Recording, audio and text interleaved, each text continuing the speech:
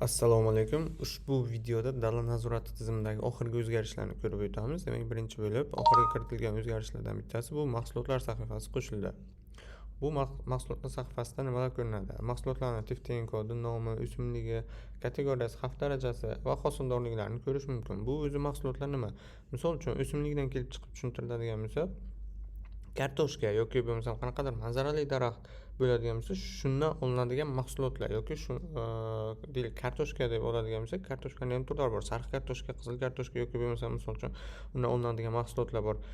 Kraxmal yoki quritilgan kartoshka bo'lishi mumkin. Aynan mana shu narsalar ko'rsatib o'tiladi ushbu mahsulotlar sahifasida va qo'shimchasiga inspektorlarga ma'lumot va biza tizimdan statistika chiqarib olish uchun hosildorlik ko'rsatib o'tiladi. Misol uchun 1 gektar ekilgan qanaqadir turdagi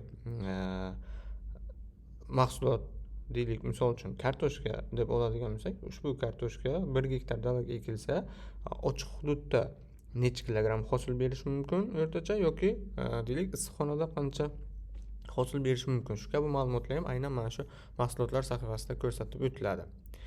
Bu keyinchalik bizga monitoring jarayoni bilan bog'langan. Buni ham tushuntirib o'tamiz. Xo'p, keyingisi yana kuzatuv hisobotlari bo'limida ekinlar sahifasi ham qo'shilgan. Buni ham ish davomida, video davomida ko'rsatib o'tamiz.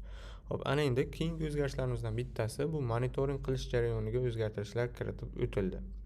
Xo'p, demak, monitoring qilish jarayoni deyarli o'zgarishsiz, faqat bitta maydonga o'zgartirish kiritilgan. Shuni ko'rib o'tamiz. Demak, barchasi eski tartibda xarita sahifasiga kirdik, monitoring qilish tugmasini bosdik va o'zimizga kerakli bo'lgan qaysidir dalani tanlab oldik. Xo'p, dalani tanlab olgandan keyin dala ma'lumotlari ko'rinadi. Eski holatda monitoring qilish tugmasini bosardik-ku, monitoring qilib ketaverar edik. Mana monitoring qilish tugmasini bosdim, ma'lumotlarni kiritib ketdim. Hozir ham xuddi shu jarayon davom etadi, faqatgina mana bu qismiga e'tibor qarating. Bu yerda oldin ekin emas, balki o'simlik tanlang degan yozuv turadi. Ana endi bu ekin tanlang degan so'zga o'zgardi. Ya'ni bu qanaqa? Biza ana endi aynan o'simlik, misol uchun qanaqadir manzarali daraxt ekilgan bo'lsa, ushbu hudud nazoratdan o'tkazilganda, misol uchun shunchaki manzarali daraxt deb ketilmaydi. Endi aynan qanaqa turdagi manzarali daraxt? Aynan shu ham kiritib o'tiladi. Bu qo'lda yozilmaydi, bu ham xuddi o'simlikka o'xshab tanlash uslubi bilan bo'ladi.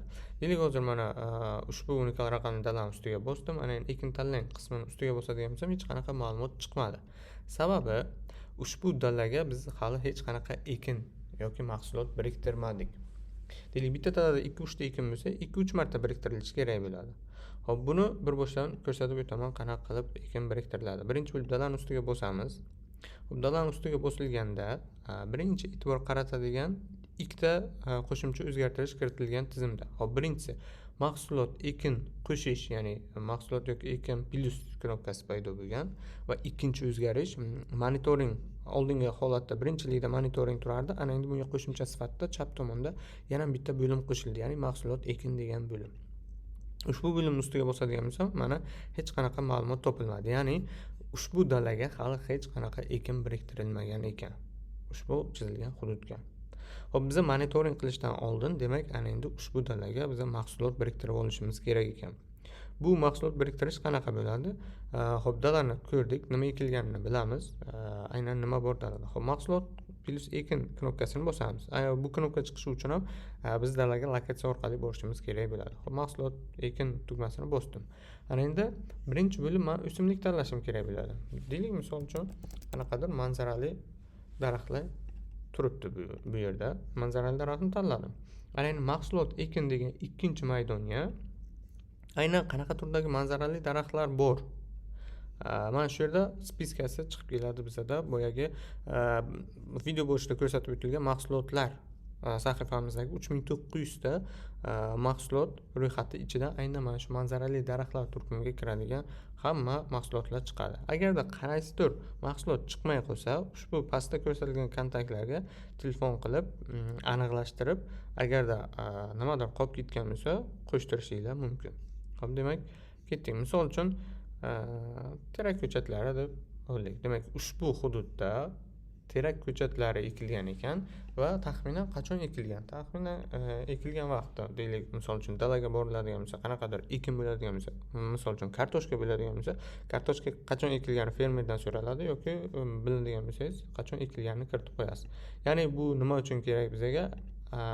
Ushbu ekin qachon ekilgan va qachon yig'iladi, statistika olishimiz uchun va ushbu daladan qancha hosil olish mumkin, shu kabi ma'lumotlar uchun bizga kerak bo'ladi va bundan statistika shakllanadi. Shu sabab e'tibor bilan xatosiz qo'shishga harakat qilish kerak va har safar vaqtiga e'tibor qaratish kerak. Xo'p, demak, ushbu ekin qachon ekilgan va deylik kartoshka yo biror nima bo'ladigan bo'lsa, qachon ushbu ekin yig'ib olinadi. Shuni tanlaymiz. Taxminiy vaqtdan. Xo'p. Ana endi qancha maydonga ekilgan? Deylik, bu 0.8 gektar ekan, hammasiga emas, yarmiga ekilgan bo'lsa, bu yerga 0.4 yozib qo'yamiz. 0.4 gektar. Xo'p, ekin qo'yish tugmasini bosdim. Va mana mahsulotlar qismiga e'tibor qaratadigan bo'lsak, terak ko'chatlari, manzarali daraxt qachon ekilgan va qachon hosil yig'ib olinadi. Deylik, bu terak misol uchun hosil bermaydi, lekin olma yoki shunga o'xshagan daraxtlar bo'lsa, bu hosil beradi. Shu sabab bu narsa kiritib qo'yilgan. Aynan qachon oxirgi hosil yig'ib olinadi, shuni kiritib o'tish kerak bo'ladi. Va agarda mana bu xato kiritib qo'ygan bo'lsak, o'chirish tugmasi ham qo'shilgan. Aynan qaysi inspektor kiritgan bo'lsa, aynan shu inspektorga o'chirish tugmasi ko'rinadi va o'chirishi mumkin. Xo'p, deylik, men dalaga ekin biriktirdim. Ana endi e'tibor qiladigan bo'lsak, men yarmiga terak ko'chatlari ekilgan deb kiritdim. Ana endi qolgan yarmiga nima ekilgan? Uni ham kiritib olishim kerak. Va bu bir marta kiritiladi. Toki hosil yig'ib olinguncha boshqa kiritish shart emas, faqat bir marta kiritib qo'yamiz. Misol uchun qolganiga achiq qalampir ekilgan deylik. Achiq qalampirda ham bir necha turlari chiqdi mana. Bulg'or qalampiri, qizil qalampir, bo'yoq uchun ishlatiladigan bor ekan. Xolos, keraklisini tanladik deylik. Qizil qalampir ekilgan ekan deylik. Va bu qachon ekilgan? Bu 2-yanvarda ekilgan deb oladigan bo'lsak va qachon yig'ib olinadi? Taxminan keling, mana 28-fevral kuni yig'ib olinadi deymiz. Va bu ana endi 0.2 gektarga ekilgan. Va ekin qo'shish. Ana endi mana qizil qalampir va terak ko'chatlari ekildi. Ana endi inspektor bemalol monitoring qilishi mumkin va bu bir marta qo'shiladi. Deylik, bugun monitoring qildik va hech qanaqa ekin qo'shilmagan edi. Qizil qalampir bilan terakni ekinni qo'shdik va monitoring qildik. 3 kundan keyin qayta monitoringga kelganimizda, misol uchun, yana qaytib ekin qo'shish shart emas. Ya'ni mana bu yerda qo'shilgan spiskani o'zi monitoringda ko'rinadi. Xo'p, monitoring qilish jarayonini ham ko'rib o'tamiz. Monitoring qilish tugmasini bosamiz. Eski holatda ma'lumotlar to'ldiriladi. Faqat ekin tanlang maydonning ustiga bosadigan bo'lsak, ana endi boya ekin qo'shish tugmasi bilan kiritib olingan ekinlar bu yerda ko'rinadi. Qizil qalampirda monitoring qilmoqchiman va rasm kiritiladi, zararkunanda mavjud yoki mavjud emas deb turib monitoring qilinadi.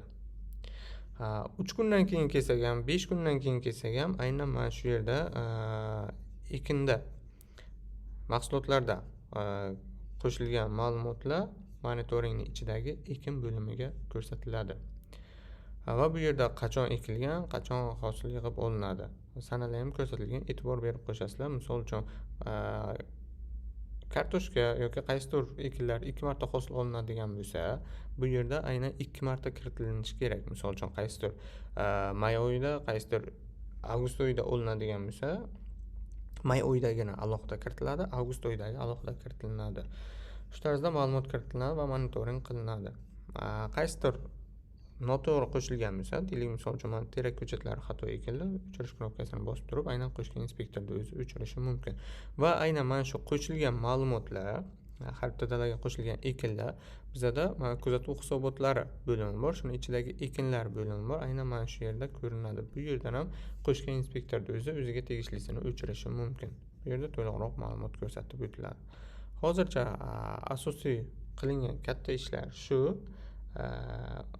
Qanaqadir savollar bo'lsa, guruhga yozilsa javob berib turamiz.